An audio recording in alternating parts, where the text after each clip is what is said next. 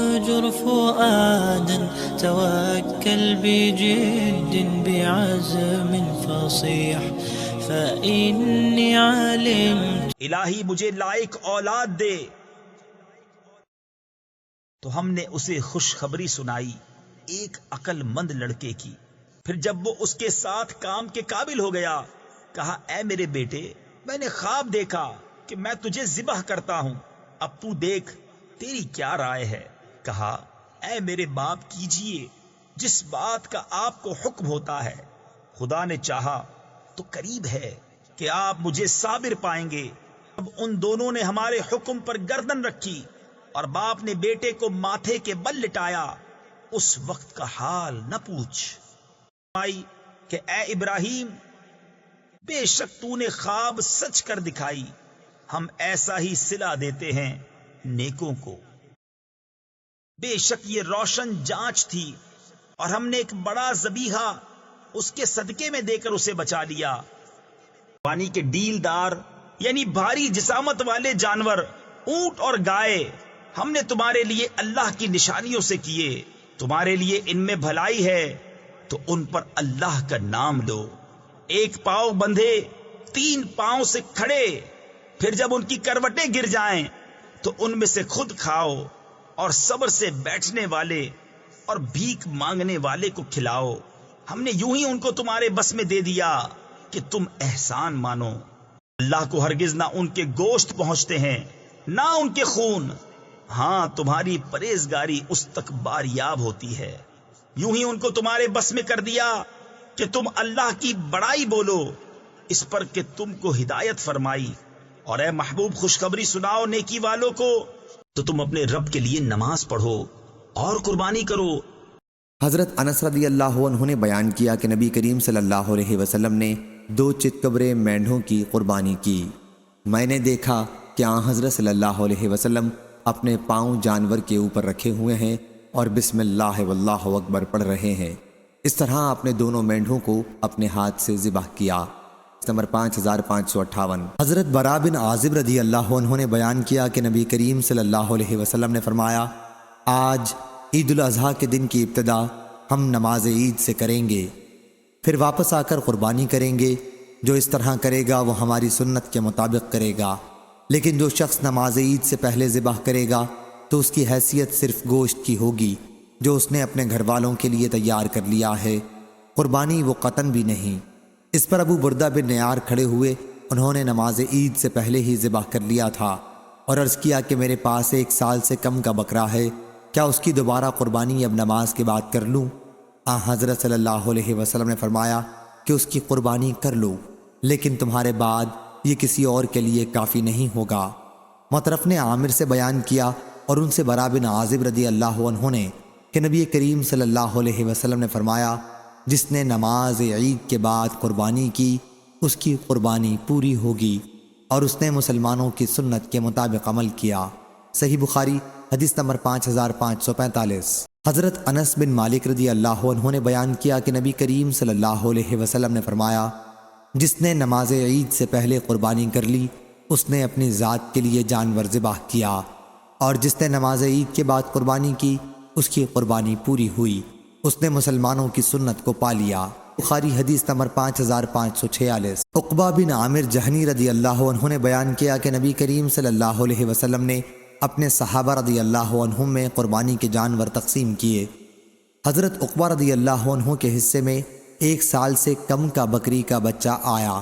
انہوں نے بیان کیا کہ اس پر میں نے عرض کیا یا رسول اللہ صلی اللہ علیہ وسلم میرے حصے میں تو 1 سال سے کم کا بچہ آیا ہے. حضرت صلی اللہ علیہ وسلم نے فرمایا کہ تم اسی کی قربانی کر لو. صحیح بخاری حدیث نمبر 5547. حضرت انس بن مالک رضی اللہ عنہ نے بیان کیا کہ نبی کریم صلی اللہ علیہ وسلم نے قربانی کے دن فرمایا کہ جس نے نماز عید سے پہلے قربانی ذبح کر لی ہے وہ دوبارہ قربانی کرے. اس پر ایک صاحب نے کھڑے ہو کر عرض کیا یا رسول اللہ صلی اللہ علیہ وسلم یہ وہ دن ہے جس میں گوشت کھانے کی خواہش ہوتی ہے. پھر انہوں نے اپنے پڑوسیوں کا ذکر کیا اور کہا کہ میرے پاس 1 سال سے کم کا بکری کا بچہ ہے جس کا گوشت 2 بکریوں کے گوشت سے بہتر ہے. تو حضرت صلی اللہ علیہ وسلم نے انہیں اس کی اجازت دے دی. مجھے نہیں معلوم کہ یہ اجازت دوسروں کو بھی ہے یا نہیں۔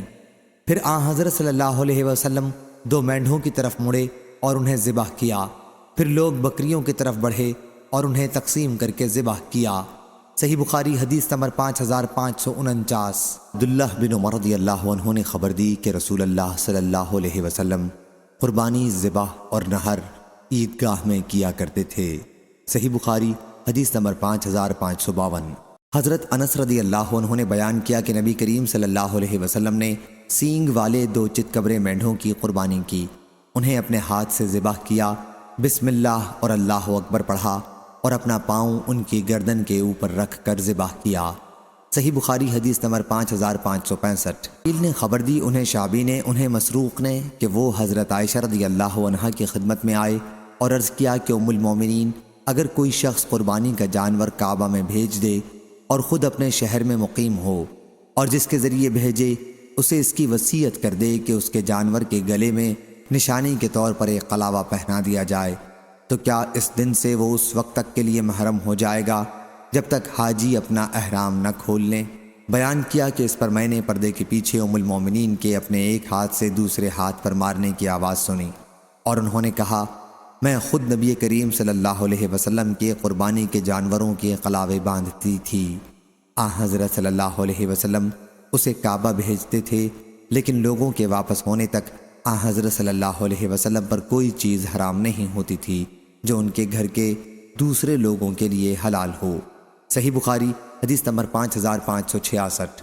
حضرت جابر بن عبداللہ رضی اللہ عنہ نے بیان کیا کہ مدینہ پہنچنے تک ہم رسول اللہ صلی اللہ علیہ وسلم کے زمانے میں قربانی کا گوشت جمع کرتے تھے، اور کئی مرتبہ بجائے لحوم الاضحائی کے لحوم الہدا کا لفظ استعمال کیا۔ صحیح بخاری حدیث نمبر 5567۔ سعید رضی اللہ عنہ نے بیان کیا کہ وہ سفر میں تھے، جب واپس آئے تو ان کے سامنے گوشت لایا گیا، کہا گیا کہ یہ ہماری قربانی کا گوشت ہے۔ حضرت ابو سعید رضی اللہ عنہ نے کہا کہ اسے ہٹاؤ، میں اسے نہیں چکھوں گا۔ حضرت ابو سعید رضی اللہ عنہ نے بیان کیا کہ پھر میں اٹھ گیا اور گھر سے باہر نکل کر اپنے بھائی حضرت ابو قتادہ رضی اللہ عنہ کے پاس آیا۔ وہ ماں کی طرف سے ان کے بھائی تھے اور بدر کی لڑائی میں شرکت کرنے والوں میں سے تھے۔ میں نے ان سے اس کا ذکر کیا اور انہوں نے کہا کہ تمہارے بعد حکم بدل گیا ہے۔ صحیح بخاری حدیث نمبر 5568۔ سلمہ بن عقوق رضی اللہ عنہ نے بیان کیا کہ نبی کریم صلی اللہ علیہ وسلم نے فرمایا، جس نے تم میں سے قربانی کی تو تیسرے دن وہ اس حالت میں صبح کرے کہ اس کے گھر میں قربانی کے گوشت میں سے کچھ بھی باقی نہ ہو۔ دوسرے سال صحابہ کرام رضی اللہ عنہم نے عرض کیا، یا رسول اللہ صلی اللہ علیہ وسلم، کیا ہم اس سال بھی وہی کریں جو پچھلے سال کیا تھا کہ 3 دن سے زیادہ قربانی کا گوشت نہ رکھیں؟ حضرت صلی اللہ علیہ وسلم نے فرمایا کہ اب کھاؤ، کھلاؤ اور جمع کرو۔ پچھلے سال تو چونکہ لوگ تنگی میں مبتلا تھے، اس لیے میں نے چاہا کہ تم لوگوں کی مشکلات میں ان کی مدد کروں۔ صحیح بخاری حدیث نمبر 5569۔ حضرت عائشہ رضی اللہ عنہا نے بیان کیا کہ مدینہ میں ہم قربانی کے گوشت میں نمک لگا کر رکھ دیتے تھے اور پھر اسے رسول اللہ صلی اللہ علیہ وسلم کی خدمت میں بھی پیش کرتے تھے۔ پھر حضرت صلی اللہ علیہ وسلم نے فرمایا کہ قربانی کا گوشت 3 دن سے زیادہ نہ کھایا کرو۔ یہ حکم ضروری نہیں تھا، بلکہ آپ کا منشا یہ تھا کہ ہم قربانی کا گوشت ان لوگوں کو بھی جن کے یہاں قربانی نہ ہوئی ہو کھلائیں، اور اللہ زیادہ جاننے والا ہے۔ صحیح بخاری حدیث نمبر 5570۔ عبید نے بیان کیا کہ وہ بقرعید کے دن حضرت عمر بن خطاب رضی اللہ عنہ کے ساتھ عیدگاہ میں موجود تھے۔